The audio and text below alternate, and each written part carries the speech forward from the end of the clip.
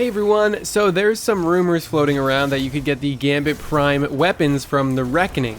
Not so much of a rumor anymore though, because it absolutely can happen. Do I have footage of it? Kind of, because while I didn't get anything, my teammates ended up getting something like 3 of these new weapons from our Reckoning session. Unbelievable. And not only can Reckoning grant you these weapons, but they can come curated as seen from Glad's recent video here. Now that Tier 2 is out and the activity is much more difficult, it seems the potential rewards are greater than if you farmed in Tier 1. The same will probably happen with Tier 3, and I bet you'll have a better chance of curated and non-curated weapons when that releases. But the cool part about Reckoning is you can actually farm these weapons endlessly. They aren't tied to the motes you deposit for armor, so you can hop in Reckoning Tier 2 and farm away to try and get yourself a curated roll or god roll of one of these new Season 6 weapons.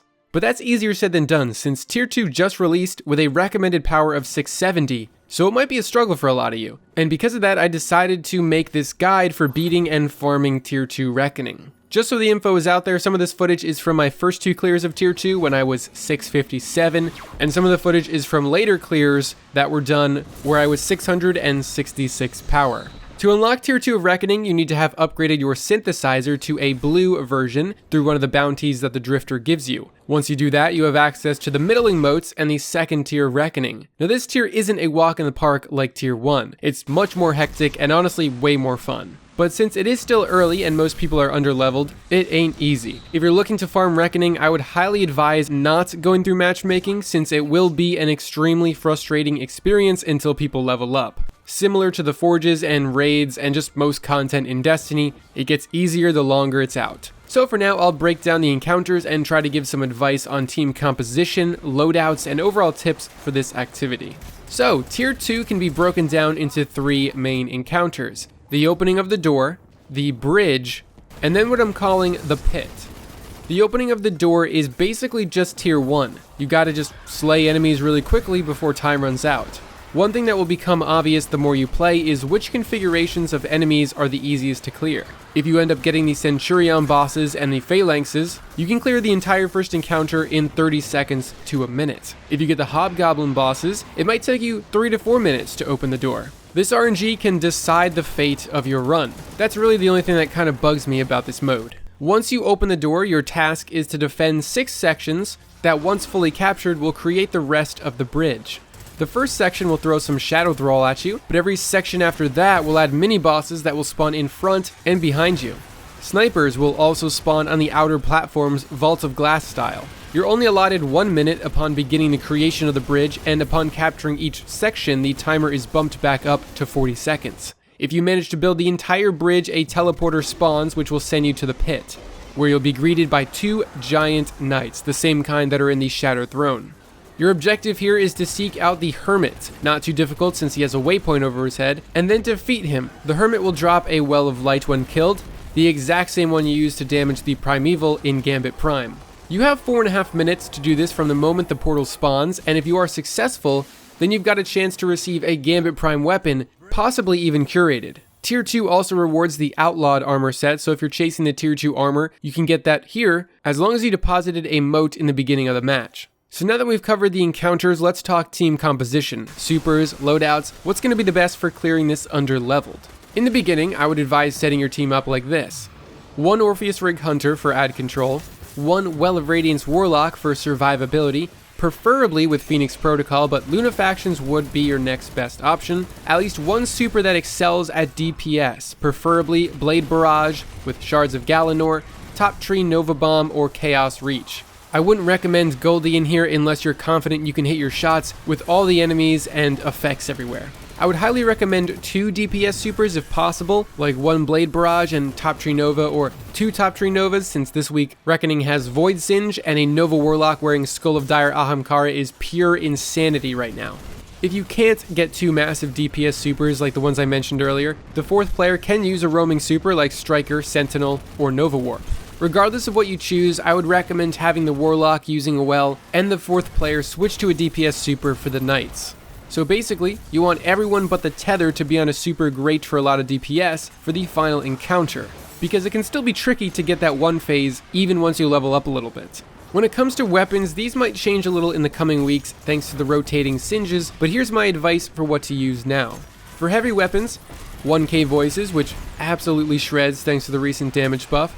Thunderlord and Hammerhead LMGs, both solid picks and still monsters when it comes to ad clear. Wardcliff Coil, not a bad pick if you can stop it from killing you. Thanks to the recent buff, this thing does even more damage. Anarchy and Legend of Acreus are also great choices here. 1K Voices, Thunderlord, and Hammerhead are all going to be the top picks for this mode. Definitely try and get those weapons leveled up to use them in here. For your secondary weapons, I'd recommend Lord of Wolves. This thing is incredible after the recent update. One of the best shotguns in the game for DPS right now, and if you can hit those crits, it will shred. Probably not something you thought you'd see in an endgame recommendation, but I was running this thing all day yesterday and I just couldn't take it off. It is so freaking good, and I can only imagine it on Solar Singe. Jotun is fantastic here, a really great option for doing a ton of damage as well. A scout rifle is also something you might want someone on your team to consider to help take out the snipers on either side of the bridge. If they end up giving you a problem, which if you have a well and continuously move around, you should be fine. Nation of Beasts, Ikelos Shotgun, Retold Tale, Loaded Question, Kindled Orchid, there's a bunch of good options you can use here. And same for your primary. It really is up to you in this category. Things like Midnight Coup, Malfeasance, Crimson, really anything that you're comfortable with, you can make work here. You want at least one shorter range weapon for ad killing since there isn't really any ranged encounters here. And you also want one weapon that can deal a ton of damage. Whatever you do after that is up to you. At the end of the day though, you'll want to use your highest level gear or infuse those into good weapons if you have to. Because the thing that matters most more than anything is your power level. So I mentioned earlier that this mode has a Singe that rotates weekly, but it also has two other modifiers that rotate daily like the Heroic Strike playlist. If Glass is a modifier, I wouldn't even bother attempting this unless you really have a preference for pain. If Prism or Heavyweight is active, then it's going to be a whole lot easier. These daily modifiers will probably have the biggest impact on your experience aside from the rotation of enemies you end up getting, of which there are a ton of variations. For the first encounter, you can run into any variation of the Taken, be it Vandals and Captains, Knights or Centurions, Wizards or Minotaurs, you name it. But for the bridge section, you've got a handful of mini-bosses that could potentially spawn. You have Centurions, Phalanxes, Knights, Wizards, and Ogres. For the easiest time here, you're going to want to get Centurions and Wizards. Not like you can really control it, but I thought I'd give you a heads up. And in the pit, the Hermits will rotate enemy types, but they're not too much of a threat since there's only one at a time. Hopefully the gameplay is a good example of what to do, but my biggest tips are, number one, communicate the enemy spawns, where the mini-bosses are in both the first and second phases, and be aware of when to advance during the bridge encounter. You should be ready to sprint out of there as soon as you capture a new section, and be sure to let your teammates know because things move very quickly. Also, revive your teammates. Unless they are in a position too far away from your team, always try and keep your allies in the fight. Trust me, it's way easier with 4 people. Do not be afraid to use your supers is a big one.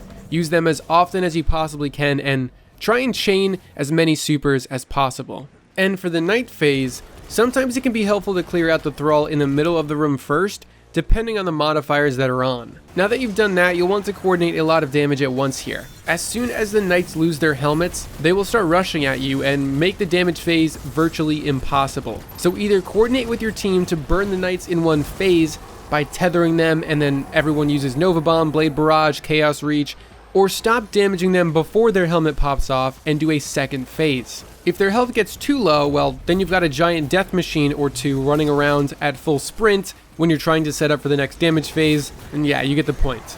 If you're a lower power level team, it might be worth doing a 2-phase where the first consists of doing a third of each knight's health with power ammo, and the second phase will be burning them with supers. But even in the mid 650s, the first team I was with managed to 1-phase the knights with a tether, 1K voices, blade barrage, and hammerhead, so it's not impossible by any means. And the last thing I can think of that would really give you an edge is using those Taken mods from the Last Wish raid. Things like Taken Barrier, Taken Armaments, Taken Spec, all of those will really make a difference. No doubt this will be a struggle for the first few weeks, and I expect Tier 3 to be even more challenging, but just like the Forges, this will become an activity where you and a few randoms can breeze through once everyone is 700. At least for the first 2 tiers, because we'll have to see what Tier 3 is, because I wasn't expecting this to be nearly as fun or challenging after what Tier 1 turned out to be, so I'm glad I was surprised. If you're really looking for those curated weapons, Reckoning seems to be your best bet unless you like grinding Gambit 24/7.